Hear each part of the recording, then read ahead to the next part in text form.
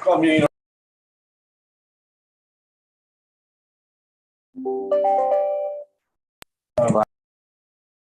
It's not on mute. Zoom and Supervisor Dice is excused. Excuse me, the Pledge of Allegiance, flags on every side.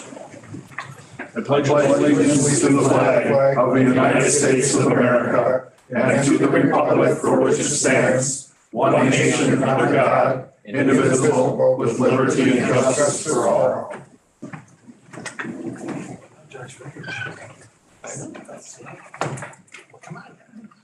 Okay, consent agenda minutes of February 16th. Any discussion? Any?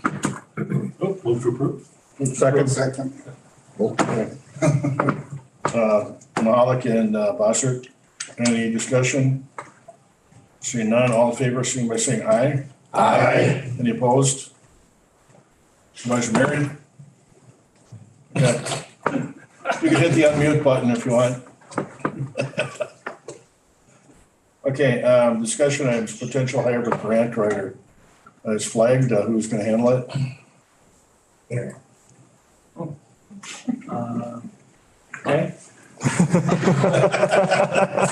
Off the cuff.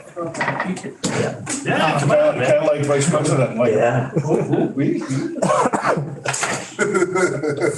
So the idea was floated that that with all this all the federal infrastructure dollars and ARPA and all the other stuff that's happening. So there was some talk about potentially looking to hire a grant writer to help secure additional funds that are out there.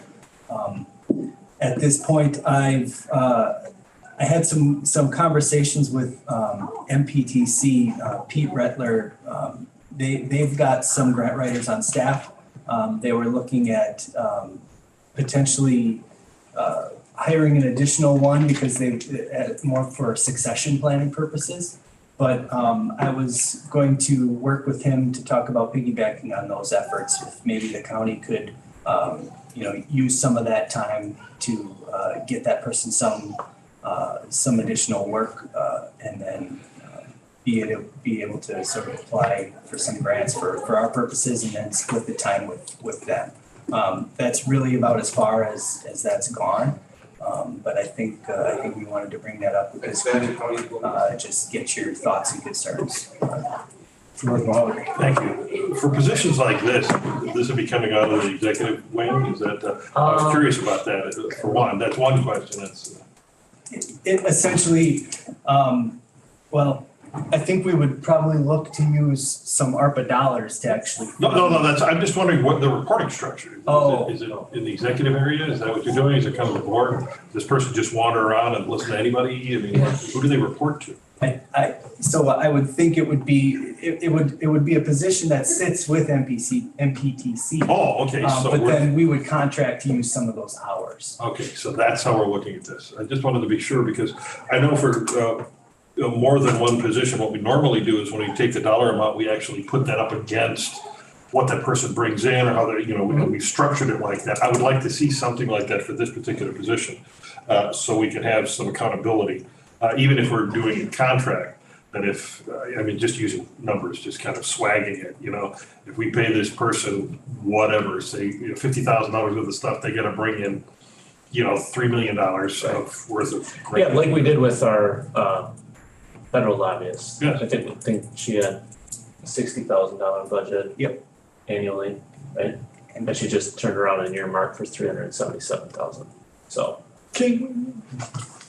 But money that we wouldn't have gotten otherwise. That's correct. So that's what I'd be looking at Or doing, is Ethan, setting, right? That was the other one. setting some things up like that. So, and then a direct line, okay, if we are going through MPTC, that's fine, but they would have to have some type of reporting structure here. So before we actually come and say, hey, let's do this, if we could delineate that so we would have an understanding of who that person would be directly reporting to, that would be great. Sure, that makes sense. That's all I got. If there might be a grant writer for both MPTC and us, is there any places where they might conflict? Where we'd be going for the same grant, and what would we do? I don't think there would be Give it to any us. where we're going for the same grant, but there may be some where they're asking us to apply on their behalf. That's happened before. When we built the workforce development addition over at MPTC, there was some kind of triangulation on that project that I think we provided the funding or we matched funding on our behalf and basically gave them over the building over a certain amount of years. So there has been that kind of thing, but I don't think we're ever competing. Their grants are generally in a whole different bucket.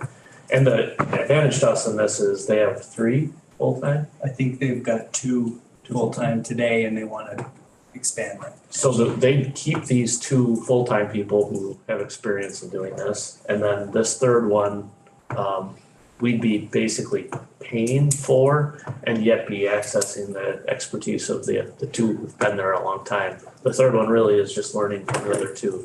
So it's kind of a roundabout way to get somebody. We could certainly go out, there's contract grant writers we could do alternatively, but Aaron identified this opportunity and thought it was worth bringing to you before we go down any path. Mm-hmm. Yeah, we just touched on the subject, so we're very early on, but like I said, I just wanted to get some feedback first, so. It makes sense, right? Would there be any issues with confidentiality or anything like that? Any cross problems with MPTC versus us?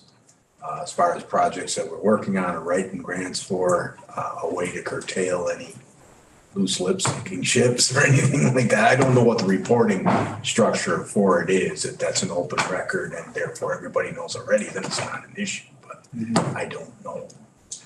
That'd be something that I'd be curious about, or at least looked into as well. But overall, I like the idea of, again, getting that done more professionally instead of counting on just staff to do it. I think if we got it done professionally, it's a little bit more likely that they're gonna know the rules and regs. Right. Understand things a little bit better. Well, and just to be clear, when we talked about this initially, we talked about, do we bring someone in on staff? In my conversations with our federal lobbyist, Monica Schulteis, she suggested a list of different firms that specialize in grant writing. But there's a list, so it depends on what you're going after. If it's public safety, it's one thing. If it's infrastructure, it's another thing. So you may end up with contracting with a multitude of different grant writers. This is kind of the hybrid option. Will we get the biggest bang for the buck this way? I don't know, but it's very much a Washington County way of doing business. You know, where we partner up with someone else and try to get just a little bit more and maybe have a model that we're monitoring. What are we actually getting out of this deal? So maybe the proverbial put your toe in the pool and see what the water's like. I like it. Sounds good. Cool. Like that. Oh, Supervisor Mary? Yes, sir, I have a question. Is there some incident or anything, any activity that's triggered this to have this request at this time? The easiest answer is Joe Biden. I mean, really, honestly, the amount of money that they're pumping out, our problem is more of we just can't drink that much water out of a fire hose at one time. But there's so much opportunity. I feel almost guilty not making sure we're turning over every rock and seeing, should we go after it? Shouldn't we go after it? Because I know if we don't go after it, Somebody else will. someone else will, who probably won't spend it nearly as well as we would have. Thank you. Or to go to some new program that has to be funded later. You know, so not by us, but other, great. Just to kind of piggyback on that a little bit, if we don't go after it, it's gonna go to some other county.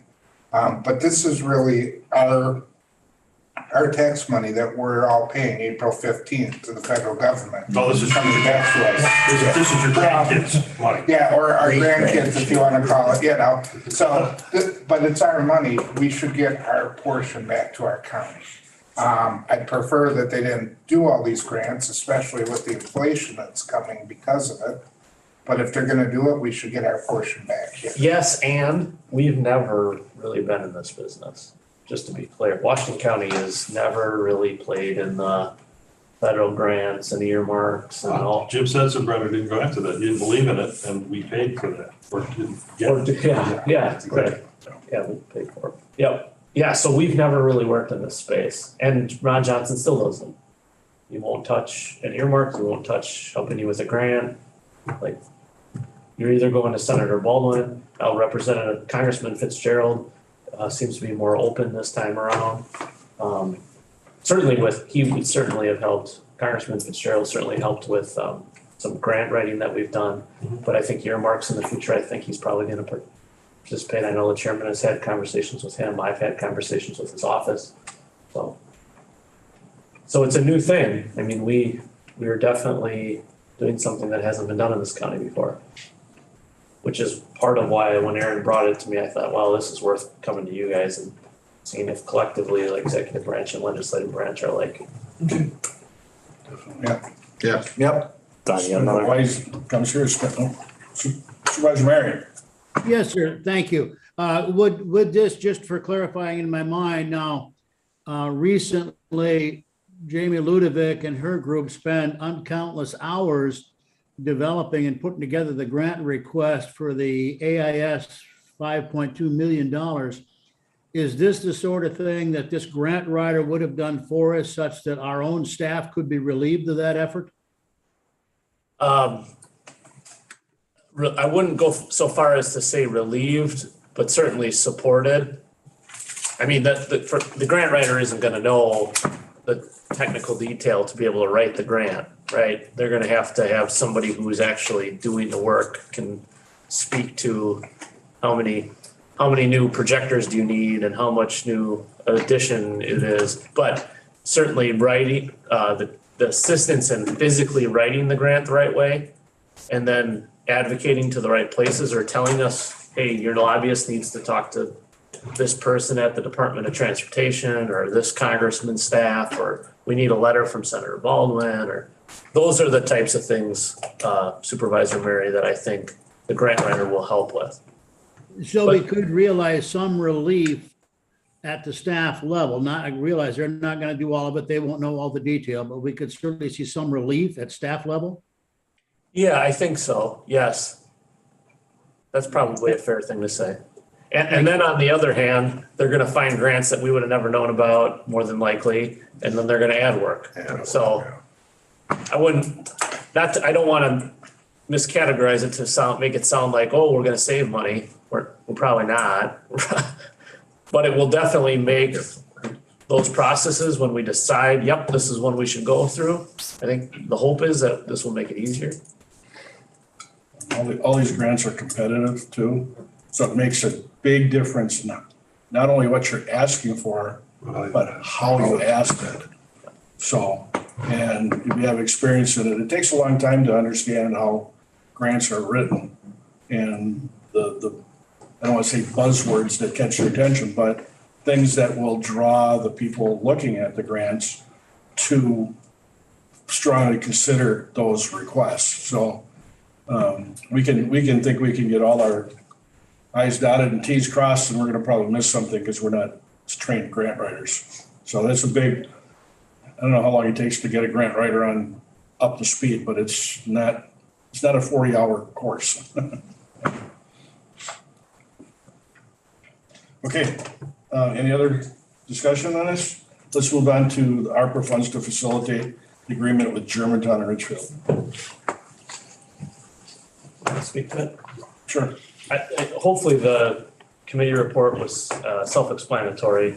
Long and short of it is Richfield is the one village or city in the county that is not participating in the Next Generation Housing, Our Great Community Initiative. And in essence, this ARPA allocation helps offset or replaces that contribution, if you will, which we will be making in some way, shape, or form to every municipality. As one example, just yesterday or the day before, The committee, that was yesterday? Yesterday, the plan is to allocate every municipality $50,000 to help begin the planning processes, inventorying properties and things of that nature, just like the Brownfield program, to begin their process on the municipal side. I have had a preliminary conversation with the administrator from Richfield, letting him know this is their money. We're not gonna double pay, or if we do double pay, it'll be something else you won't be part of, so. Any questions on that? Yes, Supervisor Mahal. and whereas every other village and city is participating in the Next Generation Housing Initiative, Richfield will not have such a project and therefore this funding replaces it. Why aren't they participating and why are we doing this if they choose not to participate? I guess, help me get across that bridge. Richfield's the Mequon of Washington County, and their housing, their comprehensive planning, their zoning isn't built for the type of thing we're attempting to do with Our Great Community, and more specifically with Next Generation Housing. Every other community, Germantown, Slinger, Jackson, Hartford, West Bend, Newburgh, all fit that mold. What doesn't fit? I guess, what would it have cost Richfield to participate in it? Why did they choose not to? They Well, don't want this a is like a $200,000 house next to their $500,000 McMansion. Well, I mean, $500,000's light, but yeah. Yeah, exactly. So, I mean, this is literally a 50-year-old decision that they have made decision upon decision upon decision to move them towards, again, more of a Mequon model, which is $750,000 homes and large lots. I think they even use a countryside estates type of. So the rest of the zoning model. county ends up with workforce housing and Richfield refuses to participate in rewarding them? Whoa, hang on. Well, that's what No. I'm asking. I mean, this is what's percolating. Help me out here. I hear you. They have one of the largest equalized values in the entire county. So before we get too far down the road, they're also contributing massively, as you always talk about, with things like law enforcement and libraries and roads and things of that variety. So they have taken just a different path, and they have very, very little industry today. We were just talking about this before the meeting. Do I think there will be a day when they need to look at it slightly differently? Yes, I do. If 2008 didn't happen the way 2008 happened, we're probably there today. But as of right now, they don't have a lot of industry. They basically have 2 or 3 shops of any significance, anything you would even remotely consider as industry in Hartford, for example.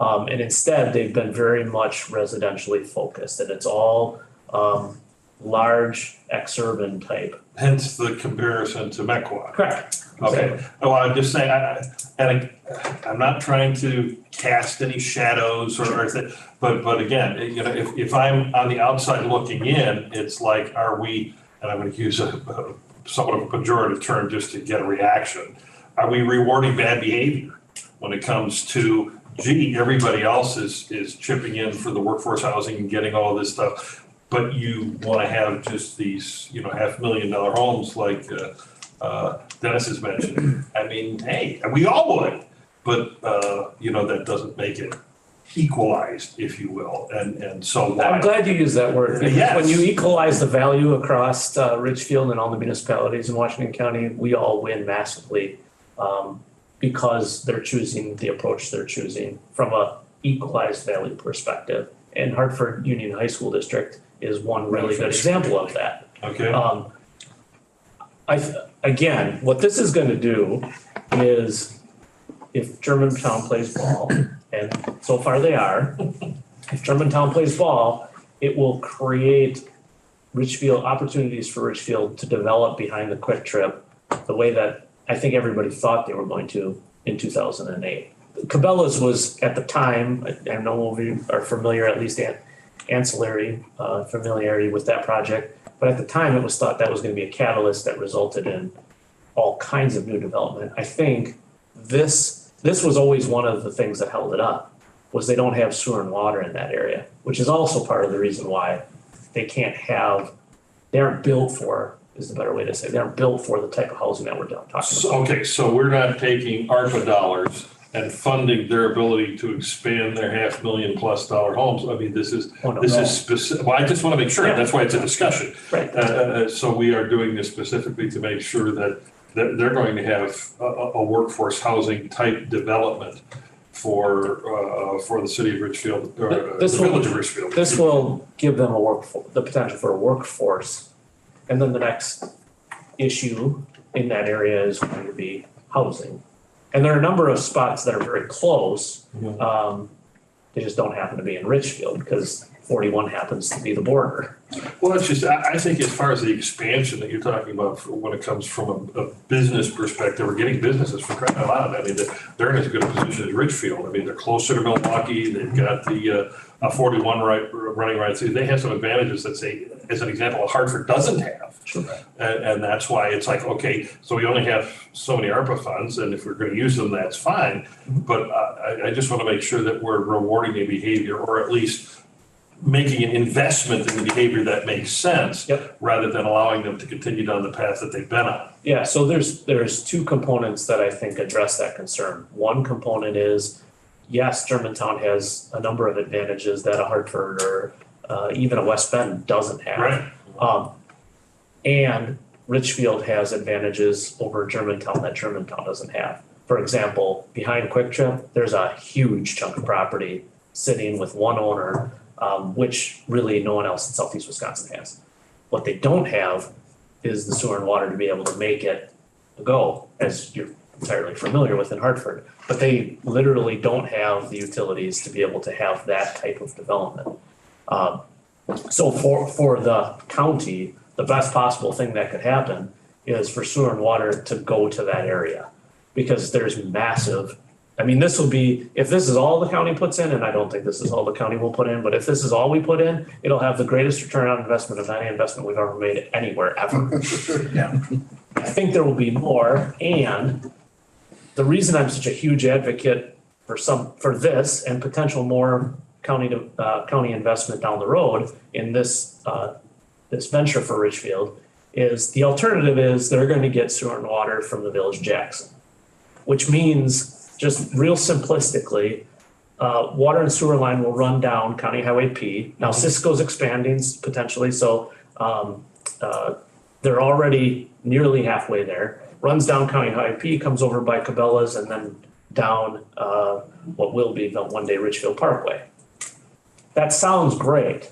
The problem is if we are in the business of trying to manage growth so it's not explosive and uncontrollable, then the last thing we want is a brand new sewer and water line coming from Jackson, because now you have a whole bunch of virgin agricultural property that's going to skip right over Germantown and put even more pressure on them to develop right now. So from a county perspective, I think we have two huge advantages by this happening. One is whatever happens in Richfield is a huge boon for every taxpayer in this county. And two, it allows us to help incentivize managing growth. Because as I've told the village board in Germantown, if you don't do this, it's like quite literally cutting off your nose to spite your face. Because if you partner with Richfield, you have a window into every project that happens and at least a throttle to keep it manageable. You let it jump to Jackson, it creates a problem for Jackson, it creates a problem for Polk, it creates a problem for Slinger, it creates a problem for Germantown, it creates a problem for Richfield, and we're all gonna have a huge issue. And 60 becomes a massive problem. So 60 already is. 60 already is a massive problem, and the pressure it would put on 60 as quickly as it put it on 60, I think it's a bad thing. I think development in that triangle, if you will, 60 and 41, 45 is inevitable. If we can help make it happen at a workable pace, every community in Washington County benefits. And I think that's what the people of Washington County want. They want growth. They just want reasonable, manageable growth. Okay, so we discussed this. What is the next step? Mr. Chairman, we're not moving ahead on any of this. It can't be, or can this be moved without doing anything with the board or what? Yeah, so this is ARPA money. The process we have used is you've allocated it, given me the authority to spend it. I said I'd come back every time we're gonna spend it and tell the committee. If you have a large objection, we can talk about that. Otherwise, it's proceeding. If there are future steps with what happens with sewer and water coming across from Germantown, and then that's a different discussion. That has to come back. Okay, and then just for our vast studio audience here, what dollar money are you talking about for this particular? $125,000. Okay, which is absolutely nothing when it comes to sewer and water at that distance. Correct. Okay, Just for upgrades to the tower, so they can. understood. Yeah, thank you for bringing that up because it's a really great point. What this dollar amount actually is, it's a complete chicken and the egg argument. Germantown can't even contemplate bringing water across the interstate unless they raise their water tower. Without Richfield, they don't need to raise their water tower. So somebody had to be willing to go first and say, okay, let's raise the water tower and then we'll leave the discussion to, okay, the water tower is high enough, now should we do it or shouldn't we? Okay, So that's what the dollars are for. all right. And if I could, Mr. Chairman, the other important piece is the county is kicking in 125,000, Richfield is kicking 125,000, and Germantown is kicking in. So it's not like the county's paying for that raising, it's contributing as part of a three-party consortium. When you look at how much it costs just to paint a water tower. The extra slow, I thought I was gonna do the chicken and egg analogy, but it's a chicken and egg with workforce development housing, you need sewer and water. Oh, I understand. So until we get this project to happen, the sewer water's not gonna, or workforce housing won't happen. So there won't be an avenue for Richfield to even consider it. So once the sewer water comes across, it opens up a whole different ballgame. And it results in, from a public policy conversation perspective, there's a number of business leaders who have said to me, well, that's fine, we don't need any more competition. And my answer to them is, that's not actually an option. That's not going to happen. What's going to happen is Jackson's gonna come down and they basically already telegraphed that they want it, they need it, they're gonna do it. Which is even worse. So which one would you prefer? Because it's going to happen. And I think this is Okay. the best thing for In us. order to manage, you want incremental growth, not, we don't want to be leapfrogging and then filling in the gaps in between. We want to be able to totally fill in the corridors as we move northward. I have a comment, but Carol's had his hand up for a long All right, time. Carol, why don't you go first? Well, thank you. Just so I understand this correctly, we're really taking that money and providing it as an incentive to Germantown, say, hey, here's 125,000, whatever the amount is, to raise your water tower, and we're deferring making that money investment in Richfield. Is that correct? Am I understanding that correctly? We're probably maybe more clearly stated, we're giving the money to Germantown so that they, Richfield and Germantown, can have a discussion if they want to work collaboratively on sewer and water. We're prodding the conversation. Yes. We're making sure it can keep going. Well- Without this, it stops immediately. All right, as a citizen of Germantown, I wanted to ask that question. Thank you, sir. Yes. Okay, Chris? Okay, so I'm in support of this, and I'm glad we're doing this type of planning. Yeah, I grew up in Greendale, which was originally a little village surrounded by farms. And for 20 years, that's what it was. And then they went through explosive growth where over the next 20 years, all those farms were gone and were suburban homes. And because of planning issues, where they failed to plan, there were all sorts of quirky things that happened. They built all these grade schools, and I think when they closed Anniversary Grade School, one of the other grade schools was only maybe 8 years old, but they overbuilt all their grade schools because they didn't do the type of planning that we're doing here. As Josh said, this is gonna happen either way. It's better that it happen in a way where we can control the pace a little bit, kind of control the throttle. Question I have is, what are we expecting behind the Quick Trip there and around Cabela's? Are we expecting high-end retail, regular retail, manufacturing, or Yes. It'll be huge. Yeah, The best. so it'll basically probably be all of that? Is that, So there was what I can say is there was a article in the Milwaukee Business Journal last week. The owners of the property, I think I'm saying this right, is Hinsdale Development. That's former presidential candidate Ross Perot's old company. They don't build small stuff. Ross Perot is from Texas. Everything's big. We're talking millions of square feet. Roger Cullen. Also in support of this concept. That corridor, from a logistical standpoint, which is what I do, is a very exceptional place to be.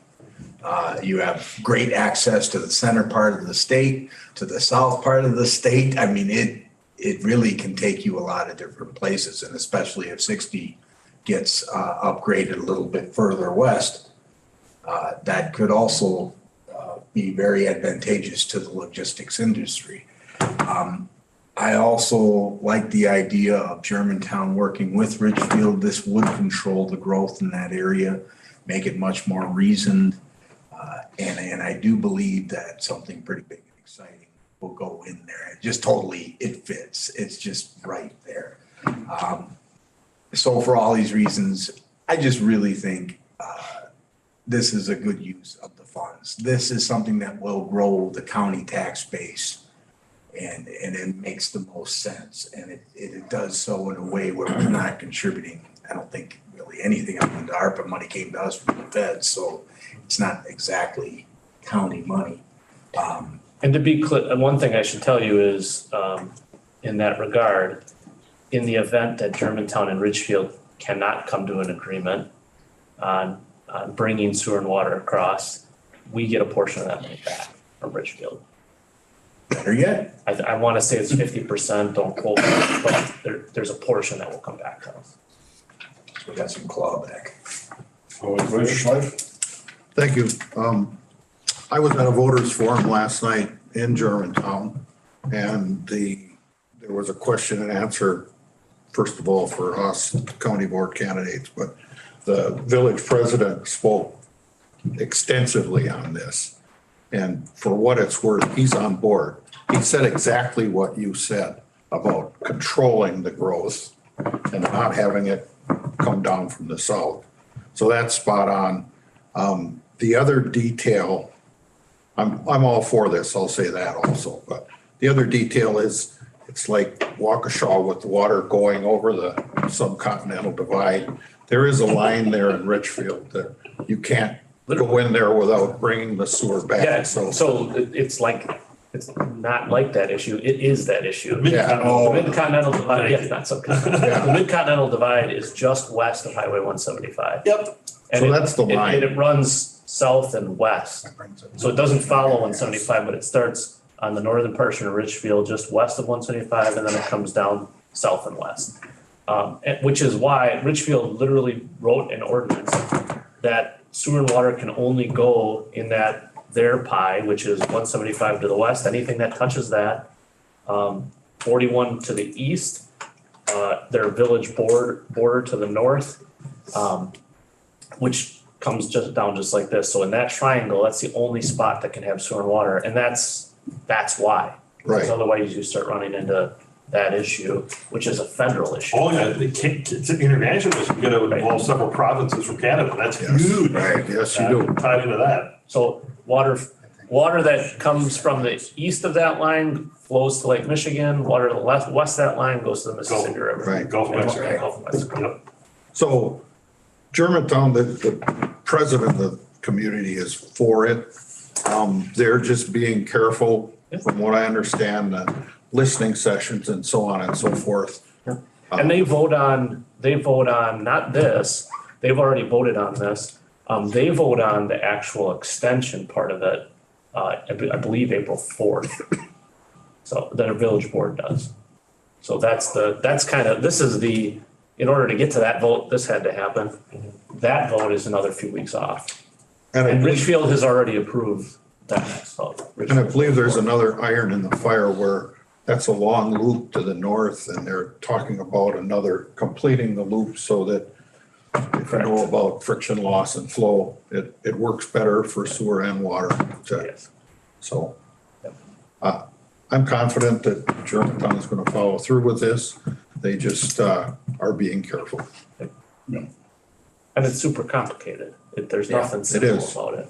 You have to kind of walk through all the scenarios and raise all the questions that Supervisor Mahalik did, and before you're like, oh, okay, the alternatives aren't awesome. As much as there's some downsides to this, it's better than the others. Supervisor Foster? My question was actually answered, but it was about that continental divide issue and what Waukesha is facing, but you've answered it, so, yeah, It's thanks. taken them over 50 years. And Germantown, I don't know if the rest of you know this, but Germantown is connected to MMSD. So the sewer system is MMSD vis-a-vis Germantown. And the water system, which this particular piece is regarding, is Village of Germantown specific. So it's not like, I assume Hartford is its own sewer utility. Correct. Right? So it's not like that, or it's not like West Bend, which has its own sewer utility. It's Germantown is MMSD. So now part of Ridgefield, if this happens, would be connected to MMSD. So is MMSD gonna raise concerns then about this? I Or don't do they not know. have the ability to? I think they've worked their way through all of that to make sure they could even do this. Okay, That conversation was had. yeah. I would say, it may be years ago, but for sure months ago. Okay.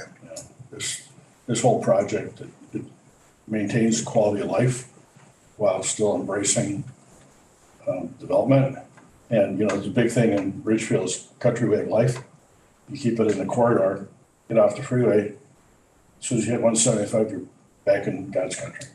So it, you know, we make sure that this is, that's why the corridors are so important in maintaining that. And that's why it's incremental growth. Right, and the 60 corridors are just as important right on the heels, just like Supervisor Kelly was saying, like, it's critical. Yep. Some of the developments are talking about, Not that far to get to 60 from where. well, the housing development that's on the southwest corner of 60 and 41. I mean, and they're all the way up and down both directions. It's not like it's one community, it's every one of them has something. Yep. The compounding effect. It's good when you get a chance to be this strategic, because it doesn't happen all the time. Right. Especially with all the municipalities pushing and pulling and. Yeah, getting this local cooperation is unheard of in government, so. Great. Any other questions? Nope. Okay, let's move on to ARPA funds for Power Heritage Center. Did you need a consensus?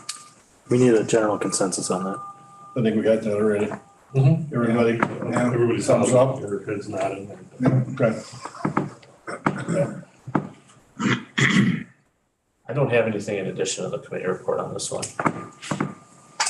Any questions regarding this? No, this is straightforward. Nah, Okay. it's straightforward. All right.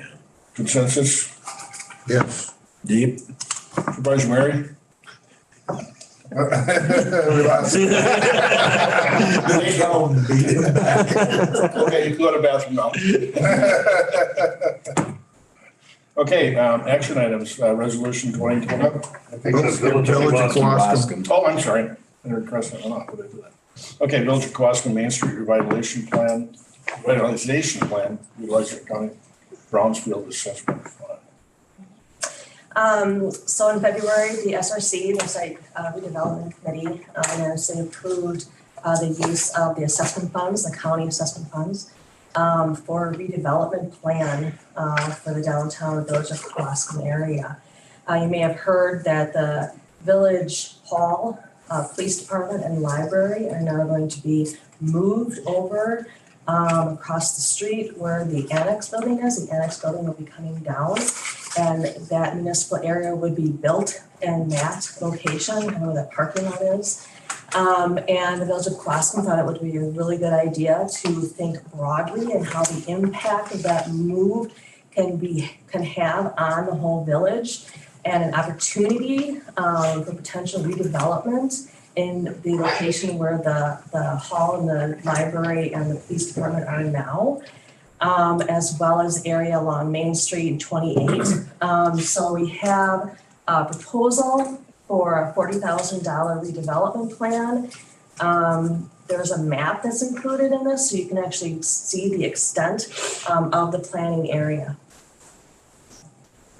And I'm looking for a Sure. consensus. Right, and so we're looking, the consensus for the $40,000. So we're just looking at funding the plan. Correct. And so And it's- where's the money going to come? It looks like they're gonna go Jacksonian and put together something like Jackson did with their facility. They're not the only one. I understand. So, As far as the new municipal building? Yes. Yeah, I'm not aware of. I'm finding the exactly term. what we're doing. So. Germantown's in the same process. Right, but they're on the hook for, once we pay for the plan for that. I mean, we're not looking, I just wanna make it clear. This is that we're- just for the plan. Just for the plan for the 40,000, which is, I think, a good spend. It is a good spend, Okay. because this could have a huge catalytic impact on Yep. redevelopment for the Yep. whole area. Okay. Supervisor Kelly? Yeah, I went through this with a fine tooth comb. My family all just moved to Kewaskum. So I'm very Oh, concerned okay. with anything that's going on in Kewaskum. Okay.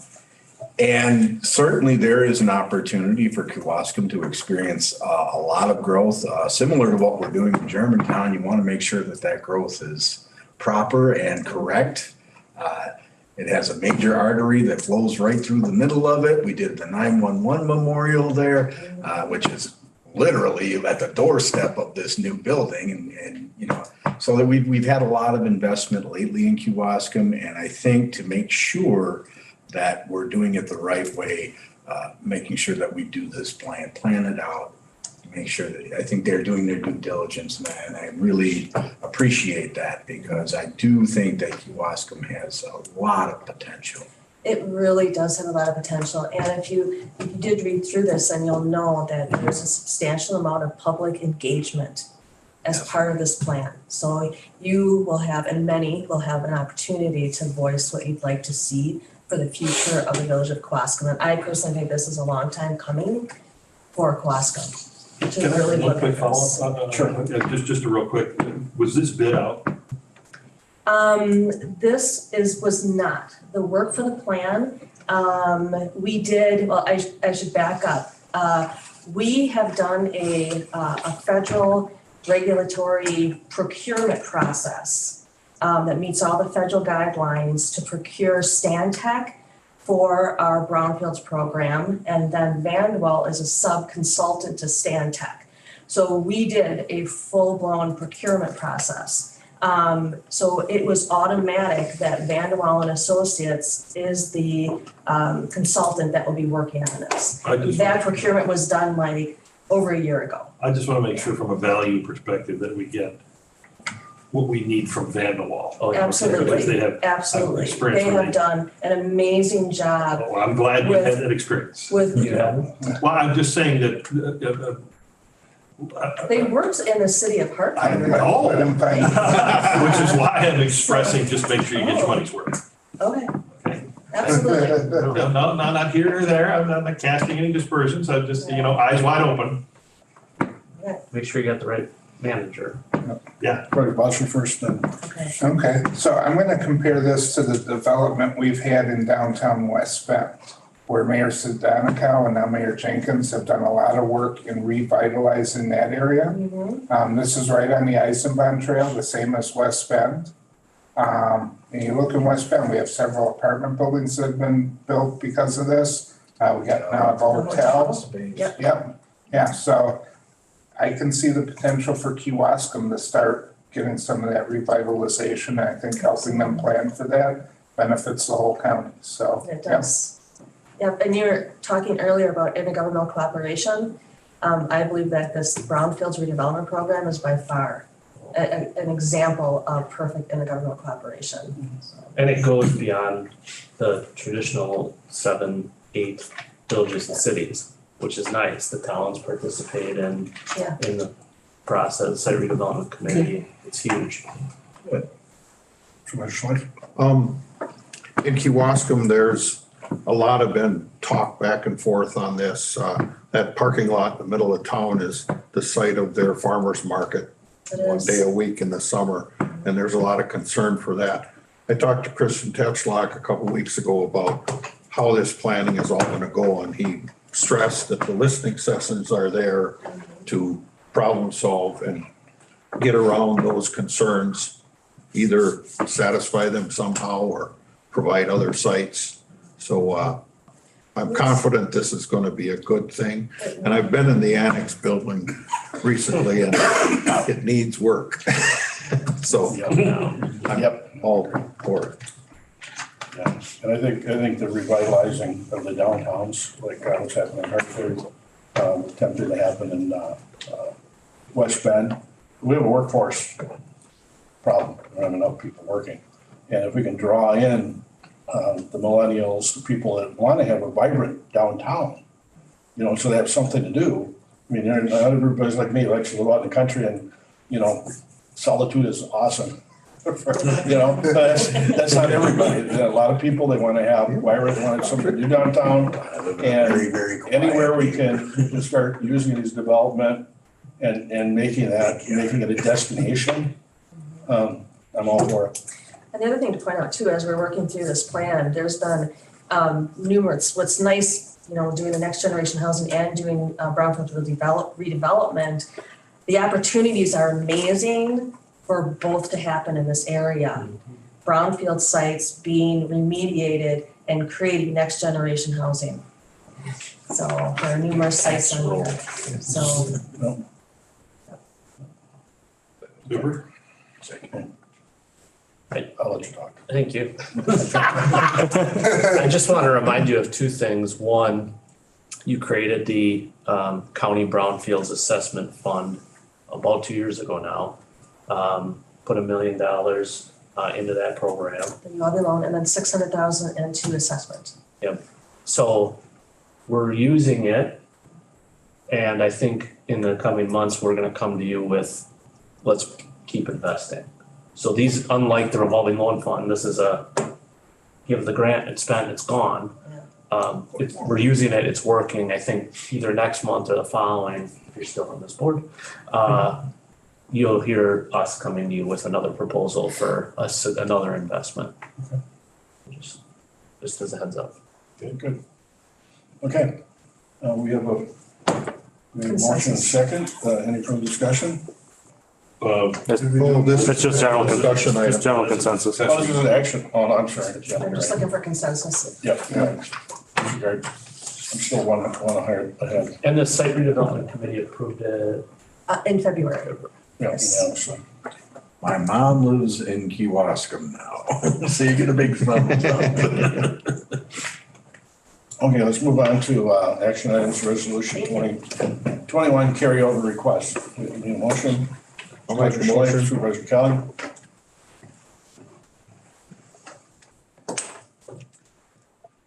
All right, this is just our annual carryover process, right? We carry over the remaining budgets for projects and initiatives that aren't complete or didn't start in time for year end. You're not gonna see capital projects on this request, those get carried over automatically. These are more dollars for those initiatives that are built into operating budgets. So I didn't plan on going through the full list, but I'm here to answer any questions off the list if you've got any, so.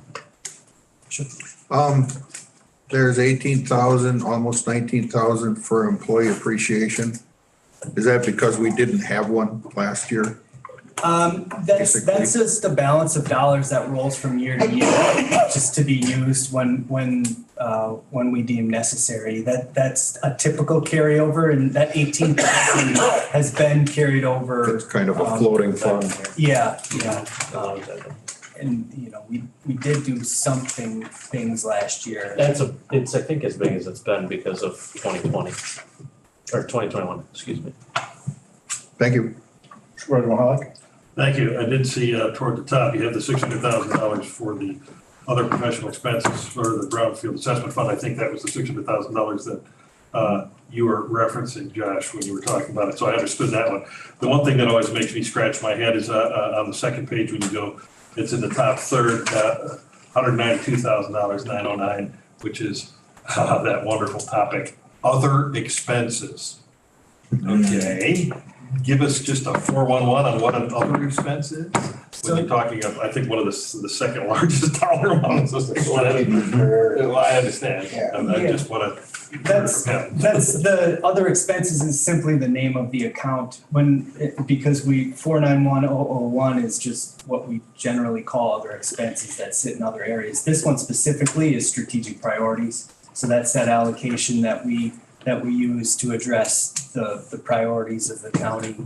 Okay, new county board laptops. Correct. Next agenda. Yes. Okay, It basically gives you the authority over those strategic priorities funds when things like the laptops come up. no, and that's great. That's all, that's really what, just, if anybody would question, I always see that and like to know. Yeah, contingency fund is probably the Okay. layman's term. Any other questions? See none? Vote on this, all in favor, see by saying aye. Aye. Opposed? Motion passes. Last item, use of strategic priority funds to purchase laptops for county board of supervisors. I would make a motion to approve. Motion by Supervisor I will Pollock, second. second by Supervisor Schleifer. It's pretty bratty around the edges. Yeah. So, end of life, This is kind of. What do we do with these? That, my real question is, what are we gonna do with this? They'll recycle them. Okay, You know, you familiar with Wild Wings? yeah. Yeah. Pull! Yeah. They'll donate so some kids could rent some video games on there. That's all they can really do, so. Oh, I was just curious. All right. Yeah, so. All right, any questions about this, any discussion? Hearing none, all in favor, signify by saying aye. Aye. Opposed? All right, next meeting date, April 27th, 2022. Will you be here? 4:30 PM. You'll be on your own then. I will be in Costa- don't know about I will our be in own, but Costa without, Rica. Soaking up the sun. We are hereby adjourned. Thank you, everybody. Thank you. Always a pleasure.